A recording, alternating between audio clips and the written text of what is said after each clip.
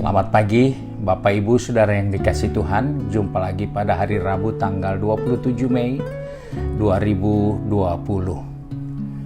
Haleluya, pagi hari ini kita menjumpai pembacaan firman Tuhan dari buku Amsal Soleman pasal 12 ayat yang ke-25.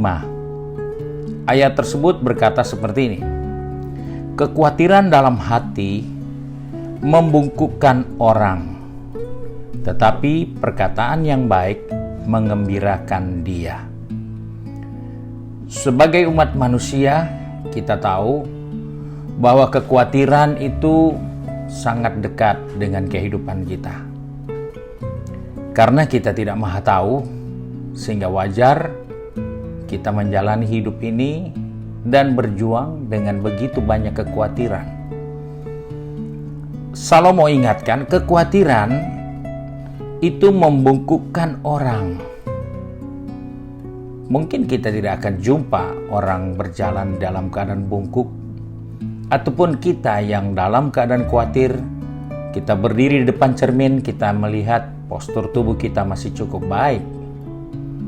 Tetapi membungkukkan orang adalah satu kondisi di mana kita sudah tidak tegak lagi.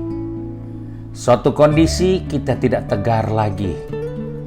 Suatu kondisi di mana kita tidak siap lagi untuk menjalani kehidupan ini. Sebab itu dikatakan kekhawatiran dalam hati membungkukkan orang, tetapi perkataan yang baik mengembirakan dia. Kekhawatiran adalah hal yang banyak dialami oleh umat manusia. Sebab itu seorang dokter yang namanya Alexis Carrel mengatakan, kematian itu adalah sesuatu yang tidak nyaman, karena ketika kita tidak dapat mengalahkan kekhawatiran, kita akan mati mudah. Ini adalah satu ungkapan dari seorang yang melihat bagaimana perjalanan kehidupan manusia yang diwarnai dengan kekhawatiran. Nah, sebagai orang percaya, kita anak-anak Tuhan, kita tahu bahwa Alkitab katakan hidup ini seperti orang perang adanya. Dan kita tidak bisa hanya terpaku dengan pernyataan bahwa kita seperti orang perang. Tetapi kita harus ingat bahwa Yesus katakan, serahkanlah khawatirmu kepadaku, karena Dia yang memperdulikan kita. Jadi kekhawatiran kita sebenarnya sudah bukan urusan kita lagi, tetapi itu adalah urusan yang diberikan kepada Yesus, karena Dia yang memelihara kamu. Bahkan dalam buku Amsal Soleman pasal 17 ayat yang ke-22 dikatakan, hati yang gembira adalah obat yang manjur, tetapi semangat yang patah mengeringkan tulang. Jadi dalam hal ini kita menemukan obat dari kekhawatiran itu ternyata ada pada diri kita sendiri. Bukan pada fisiater, bukan pada juru rawat atau para medis lainnya, tetapi Alkitab mengatakan obat yang manjur ada di dalam hati yang gembira.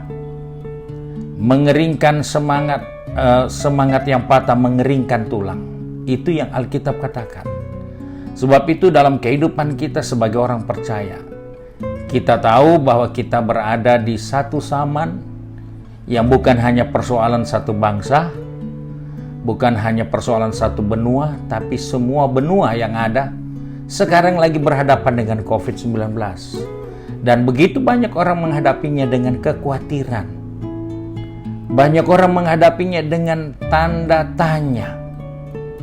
Karena sepertinya mungkin dia tidak akan selesai. Penyakit ini tidak akan hilang. Virus ini tidak akan berakhir. Yang menjadi persoalan sekarang, dia mau berakhir atau tidak, itu bukan urusan kita karena kita tidak tahu. Yang menjadi urusan kita, serahkanlah khawatir kita kepada Dia. Karena Dialah yang akan memelihara kita, Dia yang akan melindungi kita, Dia yang menjaga kehidupan kita. Kita hidup di dunia ini bukan karena pilihan kita. Karena pilihan Tuhan kita bisa hidup. Kalau Dia tidak menentukan hidup manusia, maka manusia bisa buat semaunya dan bisa mengatur semaunya dengan hidup ini. Tetapi karena hidup ini adalah pemberian Tuhan, maka Alkitab katakan, Dia pemelihara kita. Sebab itu, kekhawatiran apa yang sedang melanda hati kita, pikiran kita, semangat kita mungkin sudah kendor, kita sudah kehilangan sukacita. Pagi ini kita diingatkan, kalau kita mau bertahan dengan kekhawatiran, maka itu akan membawa kita kepada kondisi yang lebih berat dari apa yang kita sedang hadapi. Tetapi kalau kita bergembira, kita akan menemukan obat yang manjur, yang bisa menolong kita, yang bisa menyegarkan tubuh kita. Kenapa bisa begitu? Karena yang memelihara kita adalah Tuhan.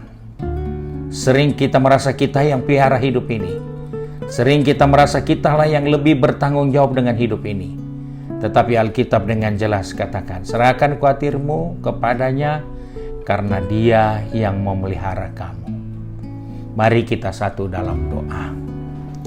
Bapa Surgawi, kembali kami datang kepadamu dengan bersyukur karena hari ini Tuhan berikan bagi kami, bukan karena maunya kami, tapi karena maunya Tuhan. Kami ada lagi di hari ini. Sebab itu Bapa, kami bawa anak-anak-Mu yang hari-hari ini sedang ada dalam kondisi khawatir dengan segala sesuatu yang ada di depan mereka. Kami mohon Tuhan, Engkau berikan kemampuan bagi mereka untuk melihat, untuk menemukan dan mengetahui bahwa Engkaulah yang memelihara kehidupan ini. Baik bunga di padang, burung di udara, Engkau yang pelihara semua. Terlebih kami ciptaan-Mu yang diciptakan spesial seperti Engkau. Kami datang kepada membawa anak-anak-Mu yang dalam pergumulan mereka. Baik itu pribadi, baik itu rumah tangga, baik itu karir, studi, dan usaha mata pencarian umat Tuhan. Kami minta di dalam nama Yesus, Engkau tolong umat-Mu, supaya mereka mengerti bahwa Engkaulah yang memelihara kehidupan ini. Kami tidak perlu khawatir untuk apapun yang ada di depan kami, karena yang mengizinkan kami hidup dan yang memelihara dan menjamin hidup ini adalah Engkau sendiri, yaitu Bapa yang surgawi. Sebab itu, pegang tangan kami, atur langkah kaki kami sepanjang hari ini, supaya dalam menghadapi segala sesuatu, kami tidak hadapi dengan kekhawatiran, tapi kami hadapi dengan keyakinan Tuhan pemelihara kehidupan ini. Terima kasih Bapa. Kami bersyukur untuk kasih setia Tuhan. Sebab itu kami berdoa dan mengucap syukur di dalam nama Tuhan Yesus Kristus, Juru Selamat kami, majikan kami yang baik dan setia. Haleluya. Amin. Puji Tuhan. Tuhan berkati kita sepanjang hari ini, dan saudara-saudara jangan lupa sebentar sore merupakan ibadah untuk kita bersama menantikan pencurahan Roh Kudus kepada kita, dan dimulai pada jam 5 sore. Disiarkan langsung melalui YouTube channel GPD Bethesda Makassar dan juga Facebook page GPDI Bethesda Makassar. Terima kasih untuk perhatian saudara. Tuhan Yesus memberkati.